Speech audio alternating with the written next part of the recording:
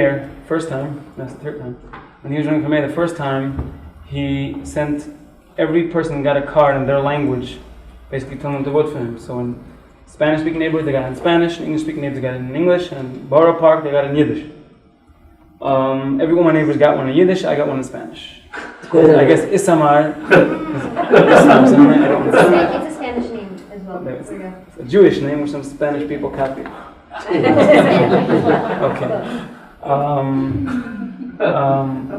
Now, so therefore, the point is that the reason why they did that, even though I'm not so sure, maybe he can speak Yiddish and Spanish and Korean, whatever other languages they put it out in, but the point is, all these things usually start in politics, then cross over into the business world, which is the more you can make yourself like the person you're talking to, the better if you are in business.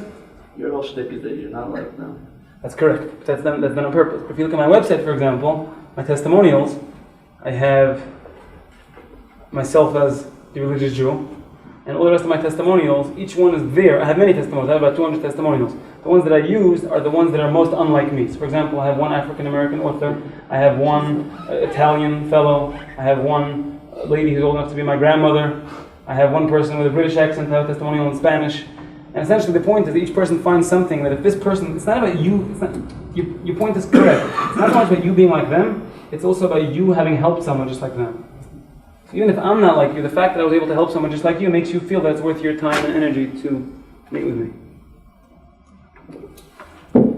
Now, many times what they'll do is they'll have a letter sent out in political campaigns, even in businesses, they'll try to get the signer of the letter to be the same type of person you are. So if you're Spanish, the letter will be signed by Julio Rodriguez.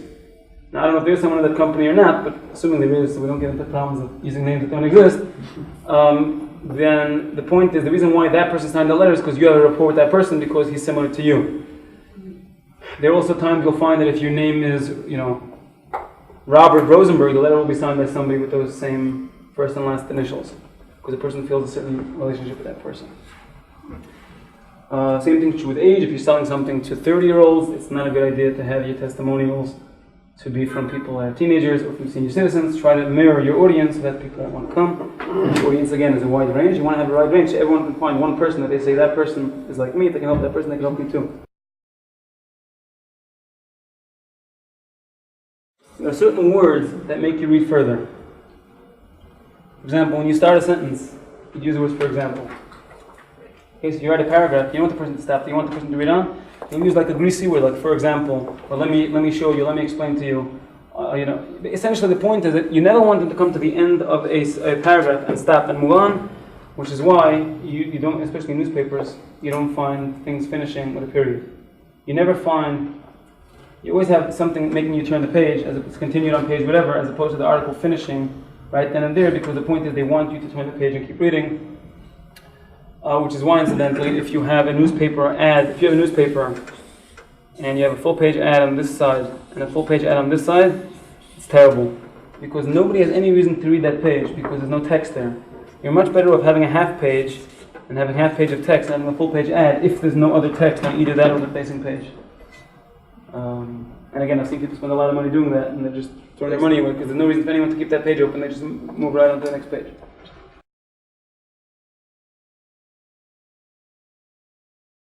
Now about credibility, again, Visa, MasterCard, American Express, Discover, United States Post Office, Federal Express, and so on and so forth have all spent millions and Better Business Bureau have all spent millions and millions of dollars branding themselves, that people know who they are, what they do. Just like I explained before about the book. If you give a book from a famous author, you sort of attach their credibility to you. Same thing's true here. If you, if I turn to it again. The credibility of the... Thank you. Okay, therefore, thank you. So all these companies that have spent all this money in advertising, you can transfer their credibility to you by the fact that you're legally and legitimately using their logos on your website because you're authorized to do so, which gives people more trust and more likely to do business. Therefore, you should have as many seals as possible. I don't mean to just litter the place with seals, but as many relevant, clear seals, because they will help you, which is another reason to have a book on Amazon.com, because then you're a published author, which gives you credibility. You're as seen on Amazon.com, and so on and so forth. As far as proper positioning goes, to position yourself, it's about fulfilling a need, having relevance, and then being an authority figure.